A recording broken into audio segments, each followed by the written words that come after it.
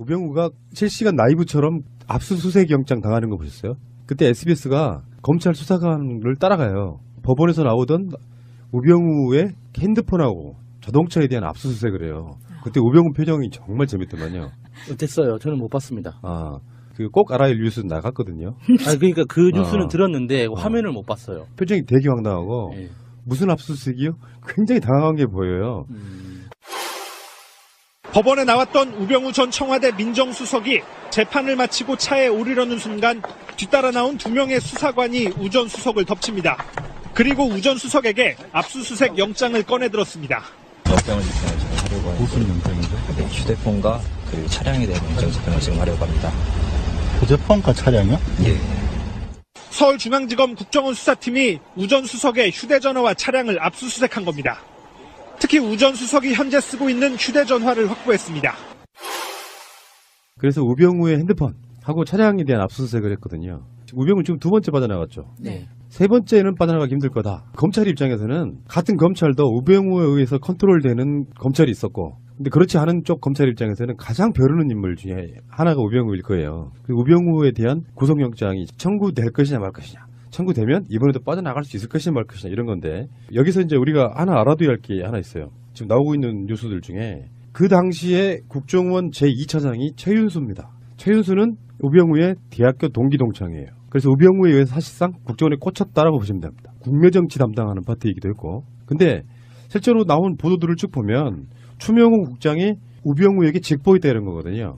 근데 여기서 이제 추명호가 다시 나오겠지만 이석수 당시의 감찰관 그 뒷조사도 추명호가 했다는 거거든요. 근데 이 추명호가 우병우에게 직보한 게 최윤수를 패싱하고 최윤수 패싱하고 직보한 게 아니라 2차장이면요, 사실상 공무원 직급을 떠나가지고 거의 뭐 장차관급이에요.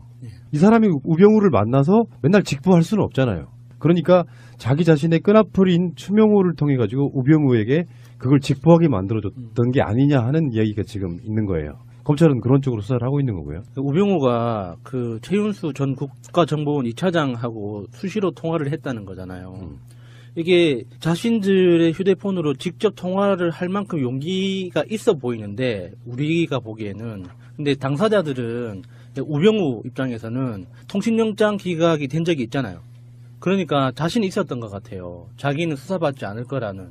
그렇지 않고서는 자기 핸드폰으로 기록이 남을 거고 통화 기록이 남을 게 뻔한데 그걸 알면서도 통화를 했다는 건 정상적으로 보이지 않거든요. 사실 검찰 조사 받으러 들어가면 제일 먼저 확인하는 거예요. 이미 그 사람들은 검찰이든 경찰이든 저의 통신 기록을 다 가지고 있어요. 그리고 언제 누구와 얼마만큼 통화했는지 다 아는 상태에서 그 조사를 한단 말이죠. 근데 그거를 우병우가 모를 리가 없잖아요. 실제로 검찰이 조사를 시작하게 되면은 어떤 절차를 통해서 조사를 한다는 거를 다 아는데도 불구하고 이렇게 대놓고 통화를 했다는 거 진짜 그 끝없는 자신감. 요거는 두 가지로 봐야 됩니다. 민정수석의 역할이에요. 그러니까 우병우 입장에서는 지금 그쪽도 그런 논리로 몰아가고 있거든요. 국정원에서는 민정수석에게 정보를 보고하게 돼 있다라는 쪽으로 몰고 가고 있는 거예요.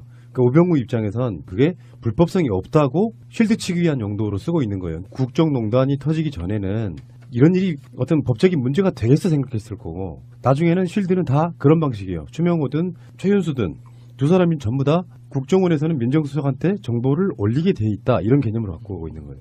그러니까 민정수석 직책이 있을 그 당시에는 그랬다 치더라도 지금 청와대를 나와서까지 계속 그렇게 부지런하게 서로 통화를 하는 건 뭐 특별히 친했다든가 사랑하는 동기였다든가 뭐 그런 거가요? 그러면 어떻게 받아들여야 돼요? 이게 전체 사건에서 서로 혐의를 받고 있는 당사자들이 이렇게 서로 통화하는 건 누가 봐도 의심스러운 거잖아요.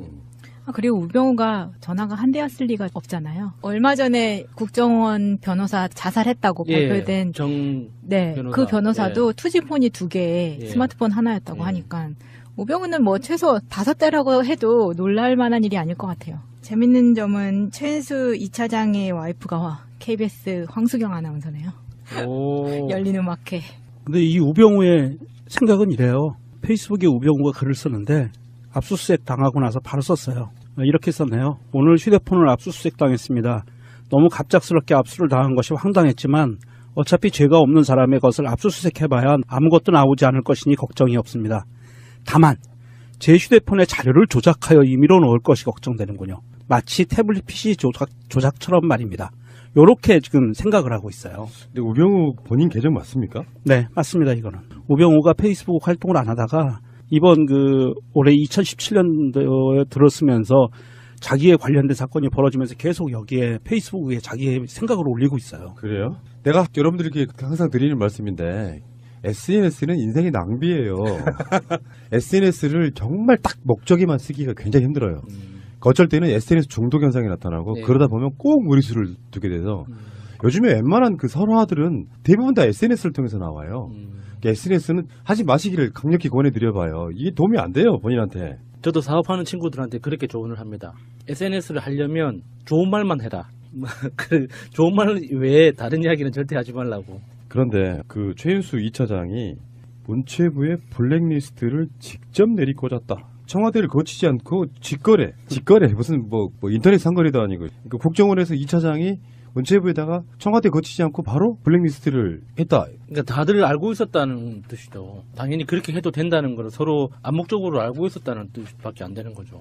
국정원과 청와대가 하나이지 않고 둘이 돼 둘이지 않은 국정원 마음대로 이런 것들을 해도 크게 문제가 되지 않는 그런 상황이었던 거죠. 청와대가 있기나 했었던 건지 궁금하기도 하고요. 국정원이 블랙리스트를 이렇게 문체부에다 직접 내릴 정도면 국정원이란 존재가 이렇게 정책 결정하고 뭔가를 하는 집단이 아니잖아요. 정보 수집 집단이고 스파이 집단인데 문체부에다 직접 명령을 내린다? 이거는 거의 뭐 청와대가 있기는 하되 유명무실한 청와대였다는 걸 반증해 주는 거라고 봐요. 이렇게 볼 수도 있겠죠. 처음에 시작할 때는 앞으로는요 청와대 거치지 말고 국정원에 물어보세요. 그렇게 시작되면 그래서 거래가 시작되는 거잖아요. 지금 최윤수가 부산 고검 차장을 지내다가 국정원 2차장으로 취임할 무렵 이게 2016년 2월 달입니다. 문화체육관광부에 직접 문화예술 블랙리스트 명단을 전달하기 시작했는데 그 전에는 국정원이 작성한 명단이 청와대를 통해서 문체부에 전달되는 방식이었어요. 국정원이 청와대에 올리면 청와대가 문체부에 전달을 했는데 최윤수가 취임하던 그 2월부터는 문체부가 먼저 사업을 진행하기 전에 국정원에다가 명단을 보내요. 그러면 국정원이 얘 안 돼 해서 그 명단을 배제시키고 사업 이 사람들은 시켜줘 이런 거 있잖아. 지원금 같은 거 내려보낼 때 그런 방식이었다고 해요. 그래서 문체부가 청와대에서 보낸 명단은 B 그리고 국정원에서 보낸 명단은 K로 표시를 해서 관리됐대요. 당시 이 업무를 했던 문체부 직원들은 마음이 불안하지 않았을까요? 이런 일을 하면서도. 일단은 신원조의 개념이 아니었을까? 그래도 그 문체부 직원 중에서도 이러면 안 된다고 우려를 표하고 그 이렇게 항명이라기에는 좀 약하지만 좀 이렇게 반론을 제기했던 사람도 있었는데 묵살당하긴 했지만 그 반론을 제기했다고 하잖아요. 분명히 이게 불법성을 알고 있었다는 뜻인데 아무리 공무원들이 시키면 시키는 대로 한다지만 좀 불편하지 않았을까 하는 생각이 들어요. 시키면 시키는 대로 하면서 이게 불법적인 게 돼서 내가 처벌받을 거야 라는 위험성보다 지금 당장 나한테 오는 어떤 달콤함이 더 컸겠죠. 상대적으로. 그러면 그 불법성이 희석이 되죠. 내한테 오는 이득으로 인해서 돈이 온다든지 지위가 온다든지 그랬을 경우에는 무시가 되는 게 사실은 통상적이에요. 그런 부분들이. 아마도 이 담당자들은 대부분 알고 있었을 거예요. 이게 불법적인 거라는 걸. 모르고 있으면 이거는 바보죠. 원칙적으로 누가 처음부터 아주 유력한 사람이 그렇게 해도 돼라는 걸 심어줬기 때문에 가능해지는 일이잖아요. 불법적인 걸 알고 있었다면. 그럼 그게 누구였을까? 뭐 조윤선이었을까? 그 문체부로만 가도 다 마찬가지겠죠. 사실은 정말 바보들이어서 이렇게 해 시키면 영혼 없이 그냥 했을 수도 있다고 생각이 들거든요. 네, 아마 이게 청와대에서 직접 내려오는 B라고 표시된 문건, 국정원에서 직접 내려오는 K라는 표시된 문건이 두 라인이 쭉 내려온다고 봤을 때 이 문건들을 봤거나 아니면 지시를 받는 입장에서는 야 이게 청와대의 뜻이고 국정원의 뜻이야 이건 어길 수 없어라고 생각을 했을 거예요. 불법인 거는 알지만 아마도 그랬을 거고요. 그 안에서 좀 고위직책에 있는 애들은 당연히 당근 때문에 그걸 따라갔을 거고요. 이게 뭐 청와대에서 직접 내려오는데 뭐 이거 항명할 수가 없는 상황이잖아요. 대부분은. 대통령이 내렸다? 와 대통령이 직접 지시 내렸는데 나 이거 한 방에 가는 거야. 그 사람 아직도 있어요? 이 말이 나오니까. 자, 그런데 오늘이요. 그 이석수 전 청와대 특별감찰관이 감찰에 방해받은 정황들을 증언했는데요.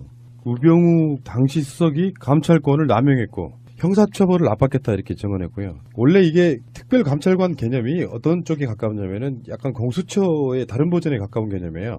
청와대의 비위 사실이라든지 이런 것들에 대해서 박근혜가 공약해서 나름대로 만들었던 그런 기관이고, 그래서 이게 청와대에 있지도 않았어요. 사무실이 청와대 밖에 있었지. 그러다가 이석수 입장에서는 최순실이라든지 우병우라든지 여러 가지 그 청와대에 근무하는 자들이나 박근혜 측근들이 얼만큼 뭔가 불법적인 걸 하고 있는지에 대한 조사를 하다가 우병우 뒷조사라는 표현이 그럴 거죠. 감찰이라고 하는 게 맞겠죠. 우병우 감찰하다 보니까 드러난 것들이 많았다 보니까 우병우 입장에서는 괘씸한 새끼 그러면서 우병우가 이석수를 또 뒷조사하게 만들잖아요. 국정원 직원을 통해 가지고. 근데 그 당시에 감찰했던 내용들 중에 우병우 아들의 병역 그 보직 특혜 여기에 대해서 특혜가 맞다 뭐 이렇게까지 증언을 했네요. 우병우 아들 그 특혜의 디테일은 많이 알려져 있잖아요. 핸들링이 좋았다. 뭐 이런 것부터 시작해서 코너링이 왜 이래? 핸들링. 죄송합니다. 그 코너링이 좋았다. 이런 것부터 시작해서 잦은 휴가, 근무 일수하고 휴가 일수하고 안 맞는 이상한 정황들 그런 게 많이 있었죠. 그리고 이제 우병우 그 처가의 회사 이름 있잖아요. 정강. 이 정강에 대해서도 조사를 하려고 했는데 민정수석실하고 경찰 등이 제지를 했다라고 해요. 현재도 사법부에는 최소한 우병우의 라인이 있을 것이다라고 의심받을 정도로 우병우는 청와대 민정수석이라는 지위를 이용해서 사실상의 소통령 이런 느낌이었던 것 같아요.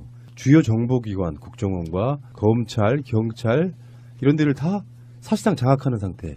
민정수석이라는 사실상의 검찰, 경찰, 국정원 이런 데 모든 라인을 자기가 쥐고 있을 수밖에 없는 사람이기 때문에 이 사람이 권력을 부리면 대통령을 위험에 빠뜨릴 수 있다고. 네. 지금 현재 민정수석은 조국 민정수석이잖아요. 이런 분들은 본분에 맞게 권력으로서가 아니라 대통령의 참모로서의 역할에만 충실하는 거. 그 차이가 좀 있을 거라고 보는 거거든요. 민정수석이 무슨 뜻인지 아세요?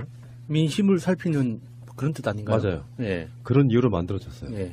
근데 나중에는 그게 변질이 되죠. 민심을 독점하는? 사찰하는 걸로 변경이 되죠.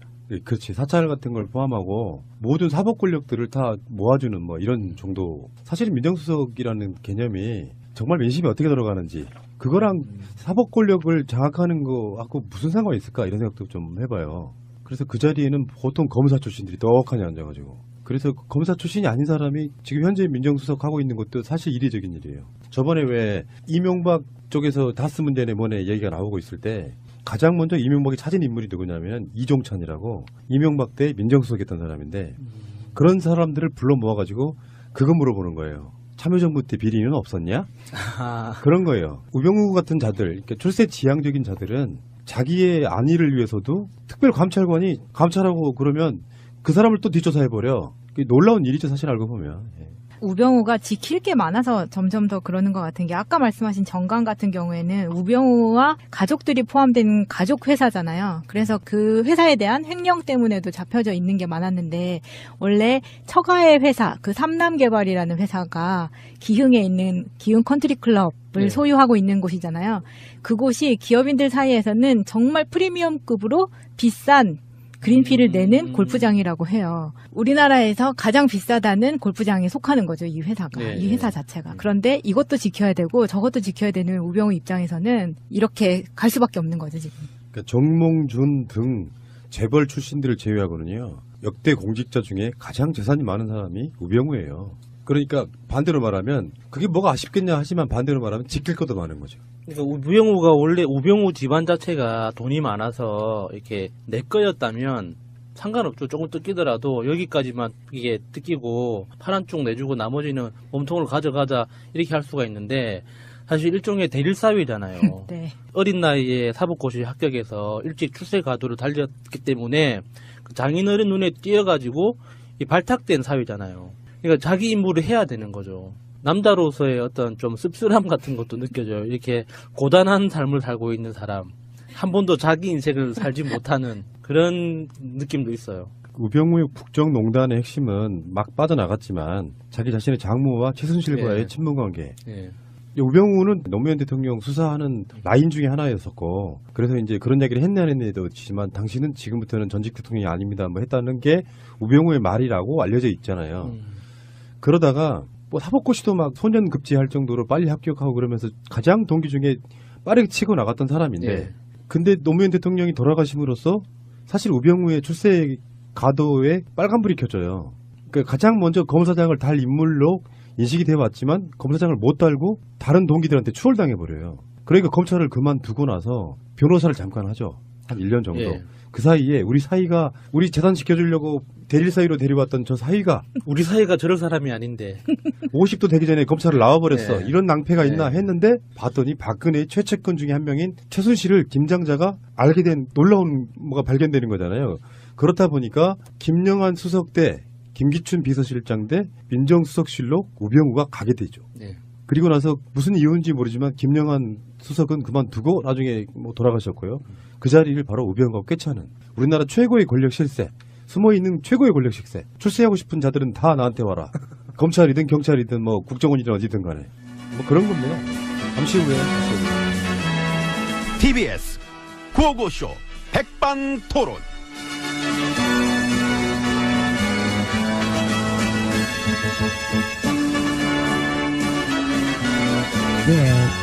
우리 사회의 다양한 이야기를 점심시간에 함께 나눠보는 백반토론 시간입니다.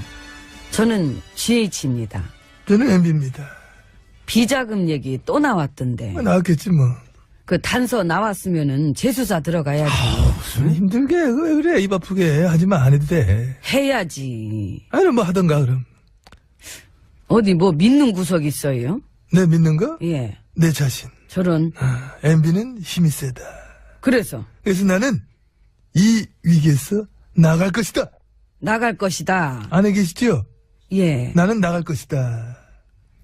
하긴 뭐 관진 씨도 나갔어. 그러니까. 곧바로 또 그 임 실장도 석방됐더라고요. 석방 안 시킬 수가 없지. 상관을 죄부터 풀어줬는데 부활을 못 그럴 수 없잖아. 그게 어쩔 수 없이 그렇게 물러가는 거야 이게. 그래서 그 어떻게 보면은 머리 잘못 썼어. 그치? 그 발부된 영장을 연달아서 2번을 엎어버려가지고 이 법원의 신뢰성도 금이 갔고 괜히 국민들한테 사법적폐 얘기를 다시 환기시켜준 꼴이 됐지. 술을 잘못 썼어. 그래도 밀고 가면 돼. 뻔뻔하게. 응? 이 관진 씨 풀어준 건 법원의 자충수라고 봅니다. 희망적인데 뭘.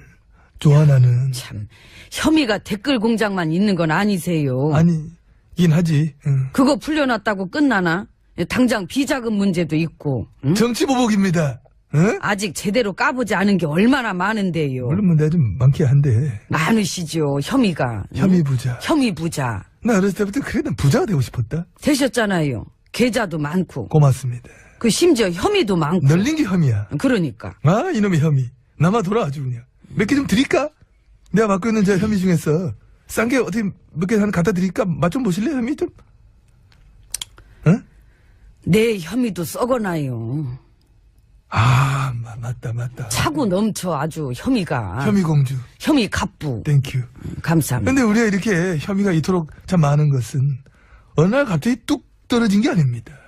이게 다 우리가 막 노력해서 우리 힘으로 얻은 혐의가 아니냐. 그렇습니다. 응? 예, 지난 9년 동안 우리가 얼마나 많이 노력했습니까? 한국을 바꾸고 싶었어. 바꿀 수 있었죠.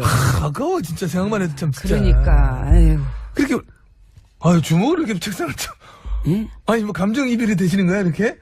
아이고 아까운데 이런 야 감동적이네 진짜. 감사합니다. 아무튼 이렇게 우리가 지난 9년을 부단히 뭐 노력했기 때문에 이렇게 받게 된 혐의들이지 실수로 졸지에 얻은 뭐 그런 어떤 그런 뚝 떨어진 그런 혐의들이 아니라는 거야. 졸부 아니죠 우린. 그럼 우리는 혐의 졸부가 아니라 혐의 재벌이 맞다. 배부르시겠습니다. 아직도 많이 부족합니다. 이 뱃속에 뭐 거지가 들어앉았나 봐. 그럼 일단 배부터 채우러 들어가시죠. 들어갈까? 예. 갑시다. 문 열어요. 야 오늘 감동했어요. 감사합니다.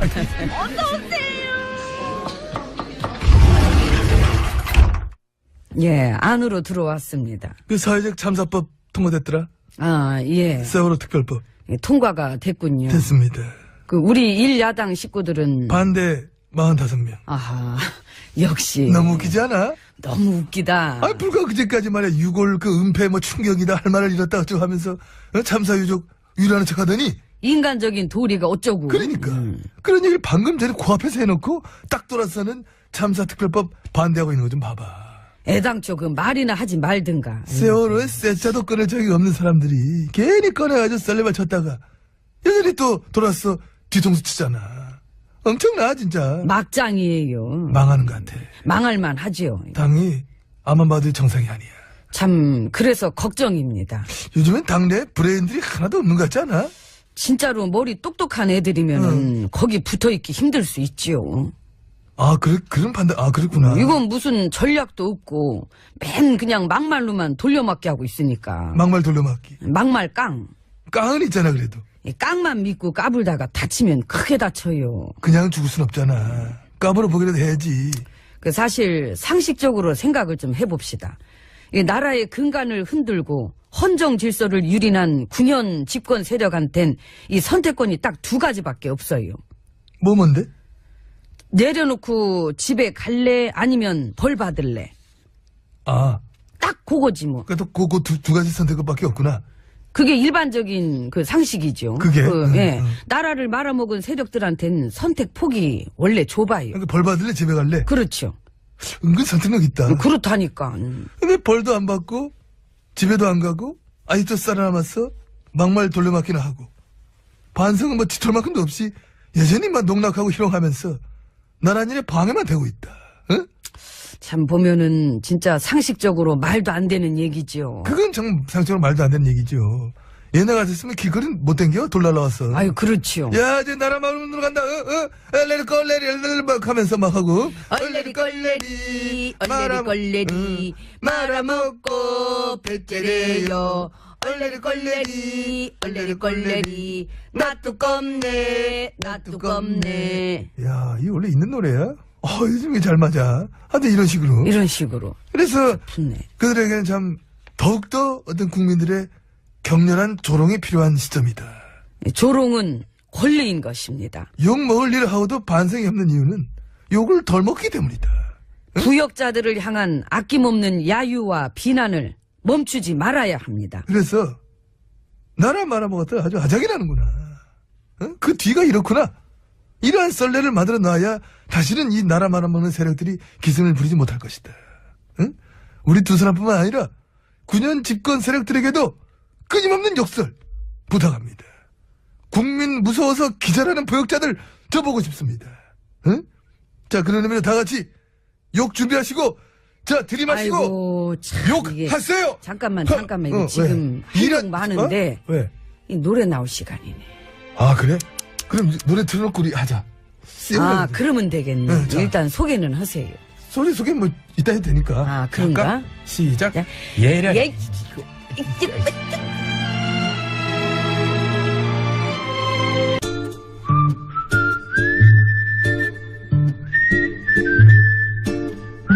동작 그만. 자기야, 왜 이래? 그러게 왜 또 장난질이야? 아기, 내가 무슨 장난을 쳤다 그래? 귀신을 속이지 감히 아기를 속여? 내가 장담하는데 전마담 분명 좀 전에 원고 밑장을 빼서 A4 용지로 된 걸 전마담이니까 나한테는 B4 용지로 된 걸 줬을 것이 내 말이 틀려? 틀려. 네 거나 내 거나 다 A4 용지야. 그래? 그 양선장은 배문 거래장 얼른 출발해. 왜? 또 어딜 가려고? 전마담 알 거 없어. 하등 도움도 안 되는 걸 맨날 뭐서 이렇게 자세히 물어봐. 출발하자. 아기, 도움이 안 되다니. 이거 왜 이래? 나 입에 나온 여자야. 소리가 점점 작아진다는 얘기가 있어. 지금 문자 올라와. 진짜 너무들 하신다 진짜. 나 입에 나온 여자야.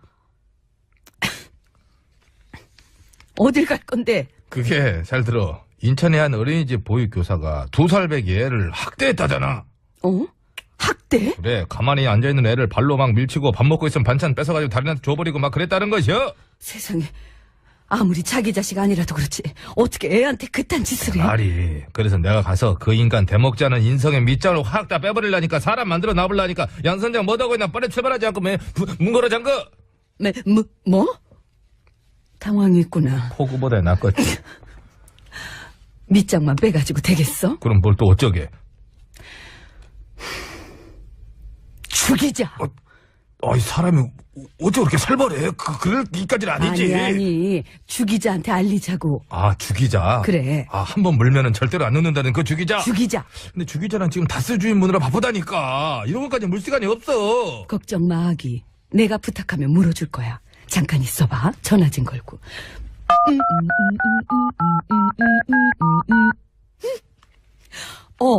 죽이자. 좋아하는구만. 나 입에 나온 여자 전마담인데 혹시 그거 알아?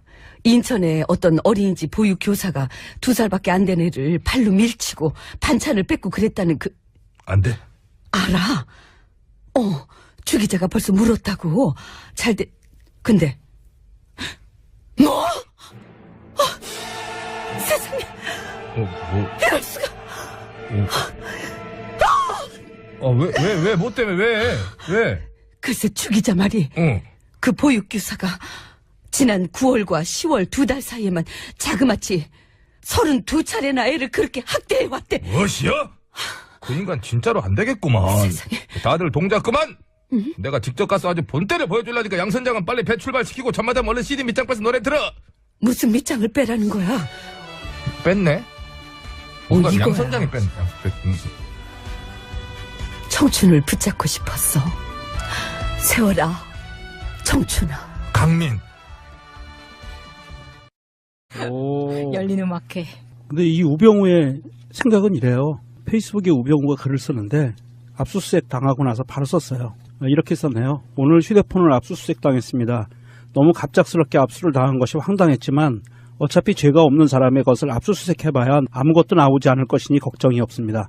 다만 제 휴대폰에 자료를 조작하여 임의로 넣을 것이 걱정되는군요. 마치 태블릿 PC 조작처럼 말입니다. 요렇게 지금 생각을 하고 있어요. 근데 우병우 본인 계정 맞습니까? 네, 맞습니다. 이거는 우병우가 페이스북 활동을 안 하다가 이번 올해 2017년도에 들었으면서 자기에 관련된 사건이 벌어지면서 계속 여기에 페이스북에 자기의 생각을 올리고 있어요. 그래요? 내가 여러분들에게 항상 드리는 말씀인데 SNS는 인생의 낭비예요. SNS를 정말 딱 목적에만 쓰기가 굉장히 힘들어요. 어쩔 때는 SNS 중독 현상이 나타나고 네. 그러다 보면 꼭 무리수를 두게 돼서 요즘에 웬만한 그 설화들은 대부분 다 SNS를 통해서 나와요. 그러니까 SNS는 하지 마시기를 강력히 권해드려봐요. 이게 도움이 안 돼요, 본인한테. 저도 사업하는 친구들한테 그렇게 조언을 합니다. SNS를 하려면 좋은 말만 해라. 그 좋은 말 외에 다른 이야기는 절대 하지 말라고. 그런데 그 최윤수 2차장이 문체부의 블랙리스트를 직접 내리꽂았다.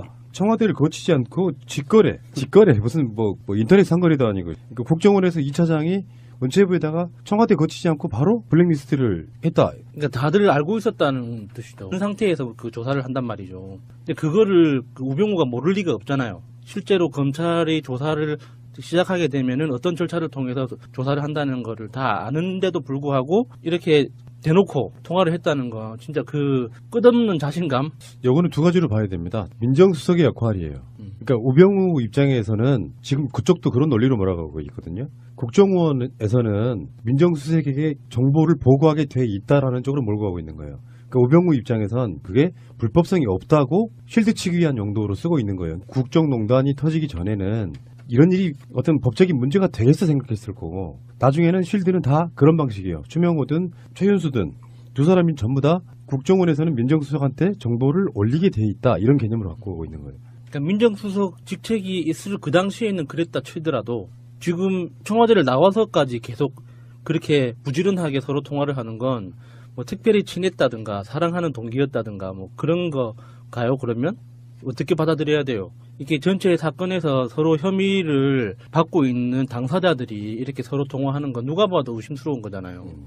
그리고 우병우가 전화가 한 대였을 리가 없잖아요. 얼마 전에 국정원 변호사 자살했다고 발표된 네, 변호사. 그 변호사도 투지폰이 2개, 스마트폰 하나였다고 하니까 우병우는 뭐 최소 5대라고 해도 놀랄 만한 일이 아닐 것 같아요. 재밌는 점은 최은수 2차장의 와이프가 KBS 황수경 아나운서네요. 우병우가 실시간 라이브처럼 압수수색 영장 당하는 거 보셨어요? 그때 SBS가 검찰 수사관을 따라가요. 법원에서 나오던 우병우의 핸드폰하고 자동차에 대한 압수수색을 해요. 그때 우병우 표정이 정말 재밌더만요. 어땠어요? 저는 못 봤습니다. 그 꼭 알아야 할 뉴스 나갔거든요. 그러니까 그 뉴스는 들었는데 화면을 못 봤어요. 표정이 되게 황당하고 무슨 압수수색이요? 굉장히 당황한 게 보여요. 법원에 나왔던 우병우 전 청와대 민정수석이 재판을 마치고 차에 오르려는 순간 뒤따라 나온 2명의 수사관이 우 전 수석을 덮칩니다. 그리고 우 전 수석에게 압수수색 영장을 꺼내들었습니다. 영장을 집행을 하려고 무슨 영장인데? 네, 휴대폰과 그 차량에 대한 영장 집행을 지금 하려고 합니다. 휴대폰과 차량이요? 예. 서울중앙지검 국정원 수사팀이 우 전 수석의 휴대전화와 차량을 압수수색한 겁니다. 특히 우 전 수석이 현재 쓰고 있는 휴대전화를 확보했습니다. 그래서 우병우의 핸드폰하고 차량에 대한 압수수색을 했거든요. 우병우 지금 두 번째 빠져나갔죠. 네. 세 번째는 빠져나가기 힘들 거다. 검찰 입장에서는 같은 검찰도 우병우에 의해서 컨트롤되는 검찰이 있었고, 근데 그렇지 않은 쪽 검찰 입장에서는 가장 벼르는 인물 중에 하나가 우병우일 거예요. 그 우병우에 대한 구속영장이 청구될 것이냐 말 것이냐. 청구되면 이번에도 빠져나갈 수 있을 것이냐 말 것이냐 이런 건데, 여기서 이제 우리가 하나 알아둬야 할 게 하나 있어요. 지금 나오고 있는 뉴스들 중에 그 당시에 국정원 제2차장이 최윤수입니다. 최윤수는 우병우의 당연히 그렇게 해도 된다는 걸 서로 암묵적으로 알고 있었다는 뜻밖에 안 되는 거죠. 국정원과 청와대가 하나이지 않고 둘이 대 둘이지 않은, 국정원 마음대로 이런 것들을 해도 크게 문제가 되지 않는 그런 상황이었던 거죠. 청와대가 있기나 했었던 건지 궁금하기도 하고요. 국정원이 블랙리스트를 이렇게 문체부에다 직접 내릴 정도면 국정원이란 존재가 이렇게 정책 결정하고 뭔가를 하는 집단이 아니잖아요. 정보 수집 집단이고 스파이 집단인데 문체부에다 직접 명령을 내린다? 이거는 거의 뭐 청와대가 있기는 하되 유명무실한 청와대였다는 걸 반증해 주는 거라고 봐요. 이렇게 볼 수도 있겠죠. 처음에 시작할 때는 앞으로는요, 청와대 거치지 말고 국정원에 물어보세요. 그렇게 시작되면 그래서 거래가 시작되는 거잖아요. 지금 최윤수가 부산 고검 차장을 지내다가 국정원 2차장으로 취임할 무렵, 이게 2016년 2월 달입니다. 문화체육관광부에 직접 문화예술 블랙리스트 명단을 전달하기 시작했는데, 그 전에는 국정원이 작성한 명단이 청와대를 통해서 문체부에 전달되는 방식이었어요. 국정원이 청와대에 올리면 청와대가 문체부에 전달을 했는데, 최윤수가 취임하던 그 2월부터는 문체부가 먼저 사업을 진행하기 전에 국정원에다가 명단을 보내요. 그러면 국정원이 얘 안 돼 해서 그 명단을 배제시키고 사업 이 사람들은 시켜줘 이런 거 있잖아. 지원금 같은 거 내려보낼 때 그런 방식이었다고 해요. 그래서 문체부가 청와대에서 보낸 명단은 B, 그리고 국정원에서 보낸 명단은 K로 표시를 해서 관리됐대요.